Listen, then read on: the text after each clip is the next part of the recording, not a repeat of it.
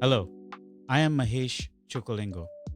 What you are about to hear is one of my essays.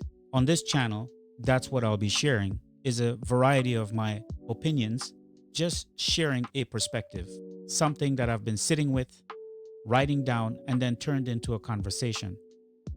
Don't take any of it as gospel. If something catches you, go verify it. Question it. Test it against your own experience. I do link sources down in the description for your convenience, so you can fact check me. All I ask is that you bring something back, your idea, your questions, your perspective in the comments, because this isn't a lecture, this is a thinking space. And know this, I have hope for us. A narrative is what you buy, a story that we carry in us all. They are powerful. What you believe, what you put your faith in. So instead of consuming someone else's story, even my own, let's write our own. That's the spirit from which I create from. If it speaks to you, like, share, subscribe, and join the community at soulsyncmode.com. Let's get into it. We possess more wealth, scientific knowledge, and collective intelligence than any civilization in history. Yet, our daily systems are starting to stutter. We call ourselves the greatest nation on Earth. From a distance, the hardware looks flawless. The infrastructure is massive. The power is undeniable. If you treat a civilization like a complex machine and run a diagnostic, the internal logs tell a different story. The machine is crashing under its own weight. These failures indicate a total collapse in our civilizational operating system. This chart tracks our progress since 2011.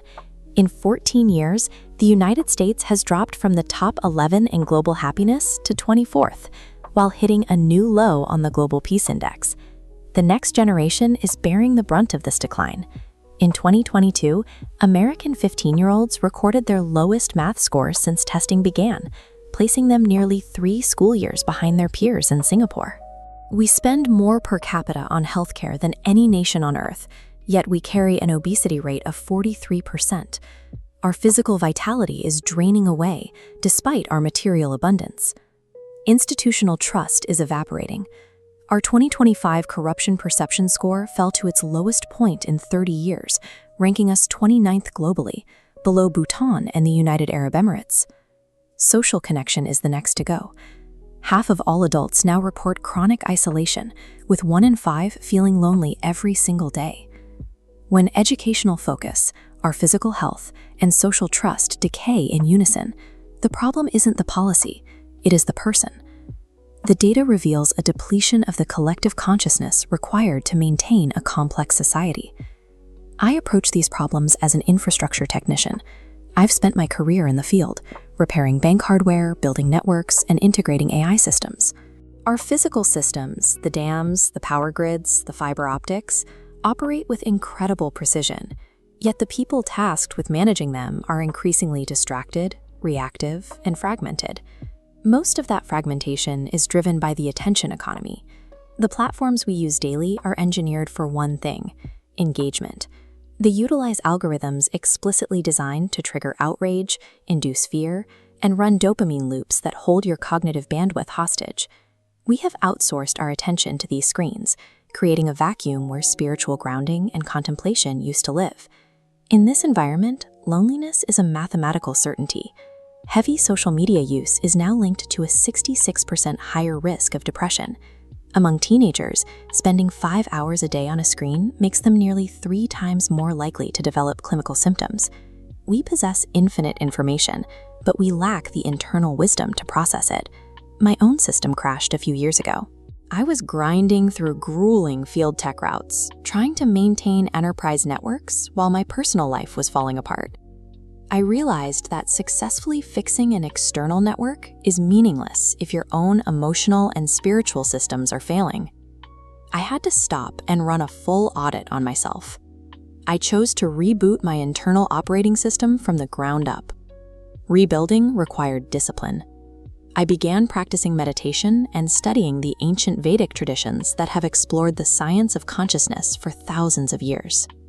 That inner work is what allows me to design and build AI systems today without being consumed by the technology.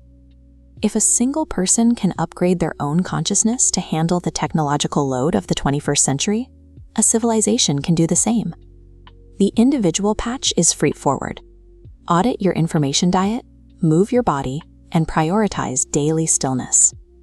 The community patch requires physical presence. It means committing to face-to-face reality and prioritizing intergenerational mentorship. These changes are urgent because we are crossing a threshold that will amplify everything: artificial intelligence. AI is an amplifier. It takes our habits and intentions and reflects them back at scale. If we feed the machine distraction and fear, it mathematically accelerates our collapse. But if we approach it with wisdom, it becomes a tool for accelerated discovery and the democratization of knowledge. Our survival depends entirely on the consciousness of the humans programming the machine today. We have all the tools. The data, the ancient traditions, and the communication networks are freely available right now. Stop outsourcing your worldview to algorithms designed for engagement and pundits paid for division. Go verify the indices for happiness, health, and trust. Check the education rankings. Verify the facts for yourself and think for yourself. The obstacle to progress is not a lack of resources. It is a refusal to self-examine. The technology is advancing regardless of us. Can human consciousness evolve fast enough to survive its own creation?